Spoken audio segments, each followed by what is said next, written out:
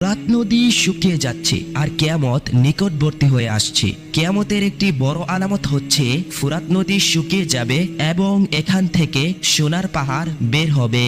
রাসূলুল্লাহ সাল্লাল্লাহু আলাইহি ওয়াসাল্লাম বলেছেন, সে পর্যন্ত কিয়ামত সংঘটিত হবে না যতক্ষণ না ফোরাত নদী থেকে সোনার পাহাড় বের হবে। আর এই সোনার পাহাড়কে কেন্দ্র করে মানুষ যুদ্ধ করবে এবং প্রতি 100 জনে 99 জন মানুষ মারা যাবে। এই 100 জন মানুষের মধ্যে যে একজন বেঁচে যাবে সে মনে করবে মনে হয় আমি শুধুমাত্র একাই বেঁচে আছি। রাসূলুল্লাহ সাল্লাল্লাহু আলাইহি ওয়াসাল্লাম বলেন, ফোরাত নদী থেকে যখন স্বর্ণের পাহাড় বের হবে সে সময় যে ব্যক্তি সেখানে উপস্থিত থাকবে সে যেন তা থেকে কোনো কিছু গ্রহণ না করে। আর এই ফোরাত নদীর পানি 1999 সাল থেকে শুকাতে শুরু করেছে। যে এক সময়ে ফোরাত নদীর পানির গভীরতা এত পরিমাণে ছিল সেই গভীরতার পানি আজ কমতে কমতে শুকিয়ে প্রায় শেষের পথে।